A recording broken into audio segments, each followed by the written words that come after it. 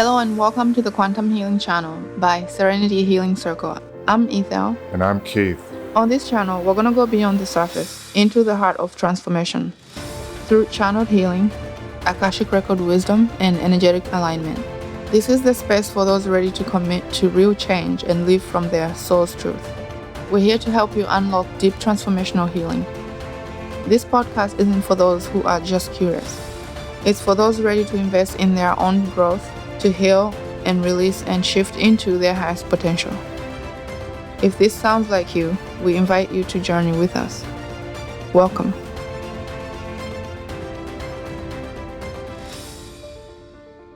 Welcome back to the podcast.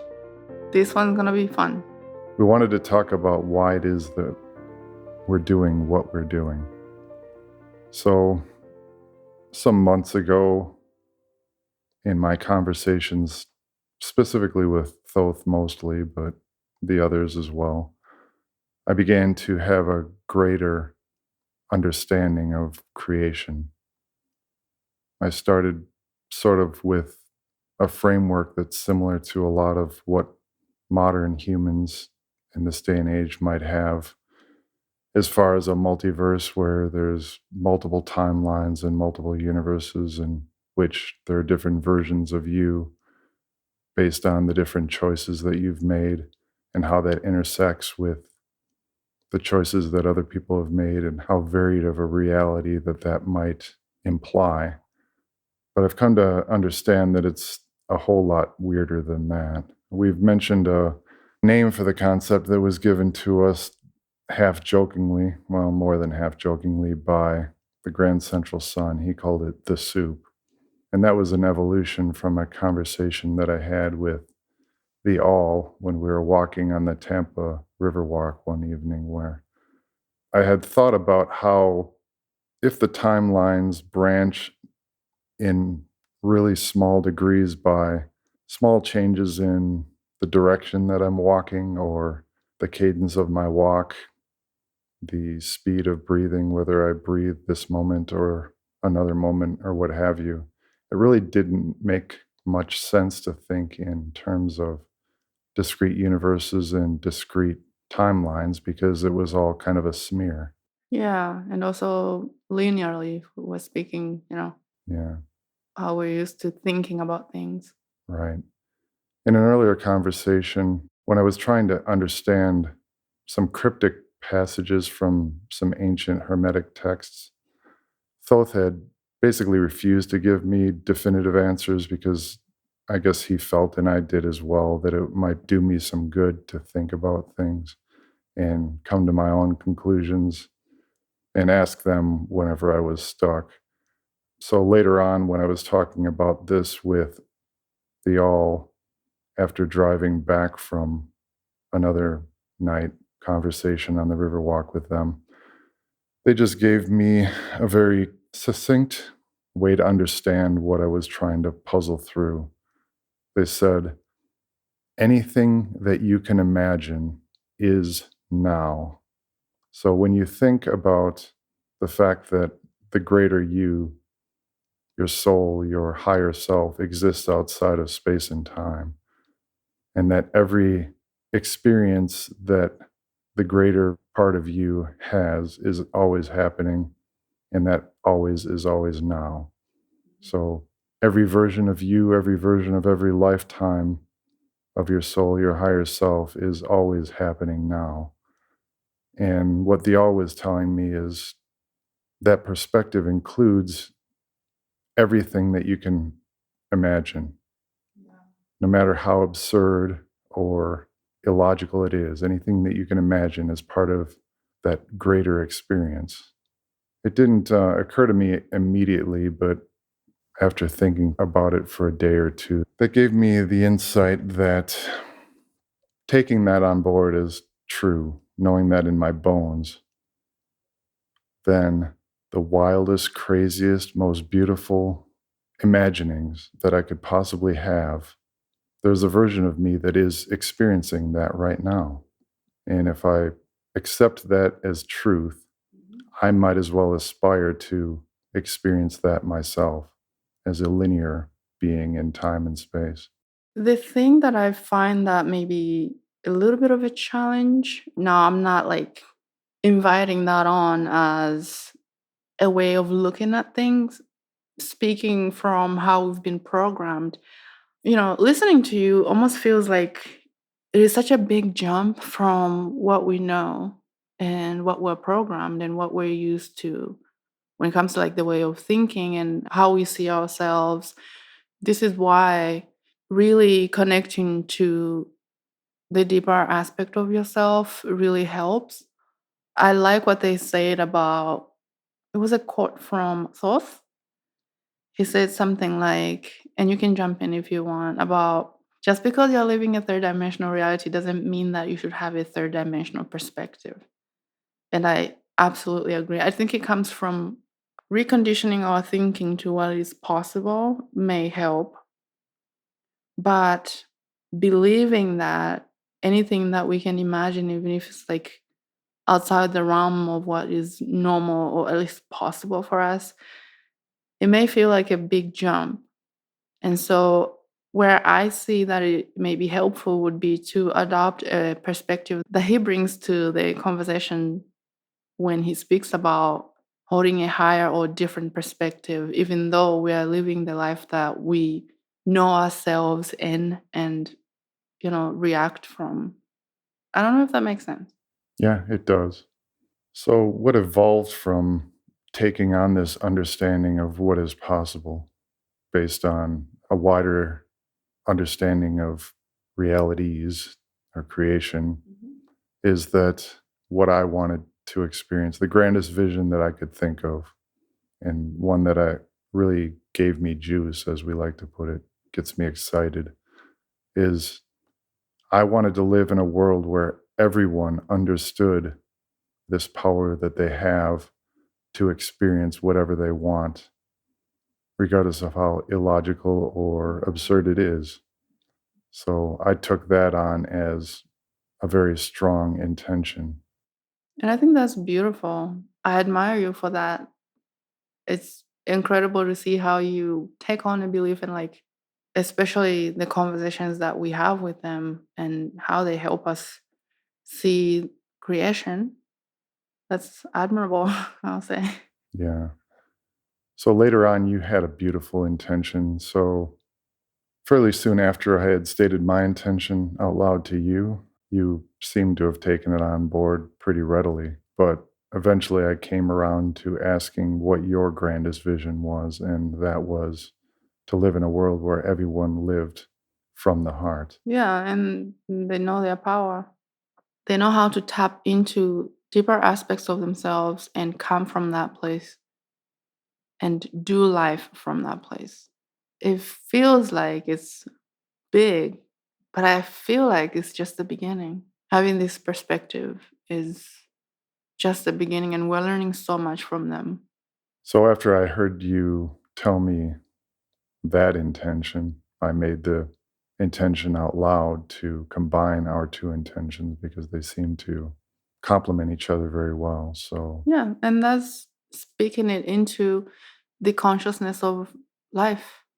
When we speak our intentions out loud and with a strong level of conviction behind what we're saying, behind the words that we're saying, we're actually commanding the subconscious and our lives to all mold to that intention as the new way of being, the standard of our beliefs moving forward, and what we feel and know that is possible, if not probable.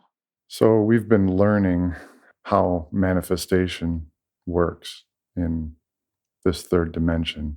So we live in this third dimension, which includes a dimension of time.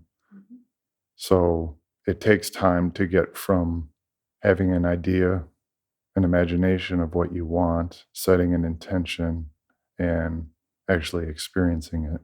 So, at the level of the soul, the level of the higher self, it exists outside of time. So, who's to say what came first, the imagining or the experience? But from their perspective, it's all happening all at the same time. What does it matter? But anyway, since we're linear beings living in this third dimension, we imagine something, we set the intention that we want to actually experience it in this third dimensional reality, this third dimensional experience. So, my current understanding of that process is we set that intention, our spiritual team will give us guidance, and we've seen some of that already.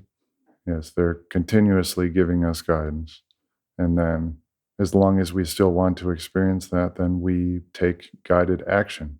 So, one thing that's recently happened for us is that our guidance has very clearly told us to move to Sedona, which happened about a month ago. Yes, we're in Sedona now. Yeah. But you want to speak on why Sedona? Yeah. Well, as far as the guidance that I can remember at the moment, several months ago, my higher self was walking me through a visualization of inventing something that I wanted to invent. And in the vision, it was desolation and of red rocks. So I didn't know much about Sedona, but it turns out when we got here, actually before we even left, I found out that there's lots of red rock here. It's a desert. It's not exactly desolate, but it was a guidepost to help me understand later, because that wasn't the only guidance that I got. More recently, actually, right before we moved, we were thinking about how being in a situation where people expect to be open, they will tend to be more open, and that would then be a better opportunity for us to get our message and move forward with our intention. So we were looking at particular retreats. At first, it was closer to home, but Ethel, you just gotten the idea to look into Arizona. So we started looking into that and thinking about making plans to visit Arizona, not move to Arizona. But very soon after that, the name Sedona kept popping into my head. Again, I didn't know much about the area. I've heard about it, but didn't know very much at all about it. And I felt called very strongly and made the decision very quickly to that we would move to Sedona. And even before we made the move, I started to learn more about it and saw the opportunities here.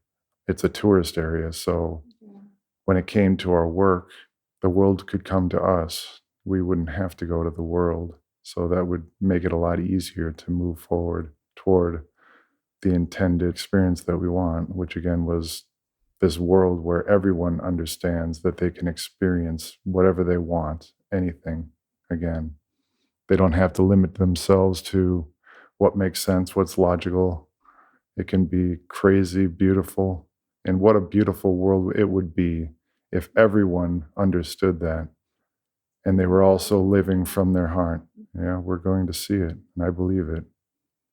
And I would say the energy here is really powerful. It's very strong. It's definitely different from the states that I've lived in so far.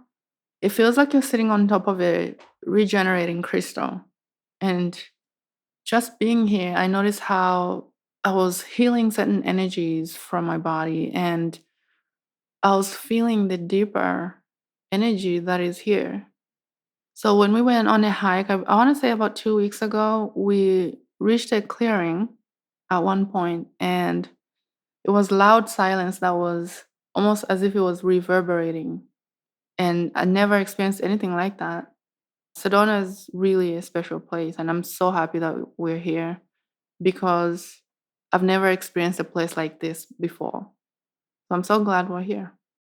So, some time ago, I started to think of the portion of what I thought of as, the grander soup, that in which your soul was involved, your higher self. So, the portion of the soup in which your higher self has that eternal experience of now. So, every lifetime of every version of you, that would be their, your part of the soup. More recently, I had a conversation with my higher self, Ciara, And they told me that this world is created for me and that everyone has their own individual soup. And this actually grew from an idea that I had. So I can imagine playing the part of every character in my universe. Any human, any animal, any plant, any inanimate object, I can imagine. So therefore, really, what is the difference between any of us? Yeah, I mean, we're all one. Yeah. Well, at some level, we all don't have Yeah, anything recombine into the one, yeah. the all. And I think I remember when you talked about that, I also had my own version of imagination in that way of looking at things. I thought about creating something different that hasn't been seen or experienced yet. So just like there's people who are reinventive and then there are innovators, for some reason I have a strong pull or desire to create something that hasn't been created, or at least that's not very well understood yet. I like to play in imagination like that to come up with a different way of doing so, create something that's just unconventional, The all said that everything that you can imagine is now. You can experience right? anything you can imagine. Oh, okay, I I can gotcha. imagine Mm-hmm. being playing the role of every being in my experience, be it human, animal, plant, but not just them, every one of our spiritual team as well. So Yeah. playing the role of Thoth, playing the role of the goddess, Isis, Osiris, even the all. So that kind of turns it into a loop of sorts. All right. I guess my thing would be to experience what hasn't been created quite yet. Spiritual experience of oneself, bringing different perspectives. I lean more towards energetic expression. And so when I say creating something that hasn't been experienced yet, I'm talking about renovating whether, like I mentioned, how you experience yourself as a spiritual being and how you're expanding your frequency to create something different. And like mixing spirituality and technology is what I very called to do. So I'm not going to be surprised if I get ideas about that because I remember in 2017, I was getting that what if there was a way to combine spirituality and technology in a way that really enhances our lives and makes our lives easier and makes reprogramming of our subconscious minds very quickly and very easily. There's something to that is wanting to come out of me, but it's not quite complete yet for me to speak on it. So I guess stay tuned for the soup of innovated expression and experience of combined spiritual and technology creation. So it is December, and we're about to do our New Year's vision board party on the 28th of December.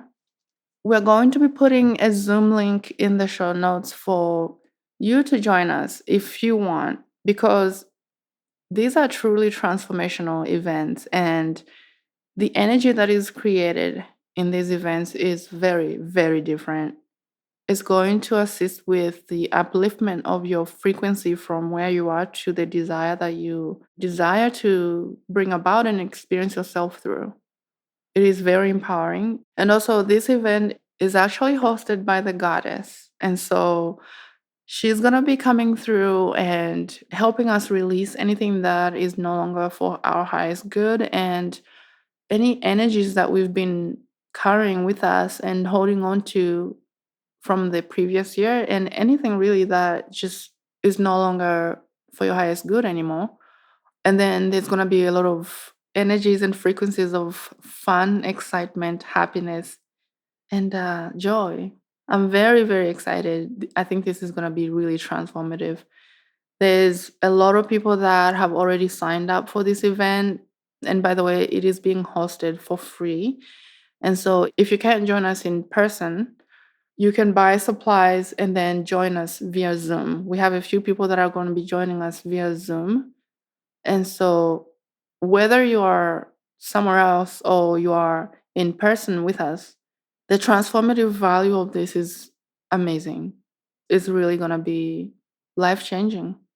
And so if you're interested, go ahead and sign up for the New Year's Vision Board Party / channeling event. I look forward to seeing you. Yeah, absolutely. So thank you for listening, and we will talk to you in the next episode. Thank you. Thank you for tuning in. We are so grateful you've taken this time to explore your own healing and transformation with us. We hope today's episode has sparked something within you. Keep listening to your soul's guidance.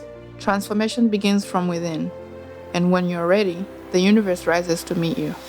Until next time, stay tuned.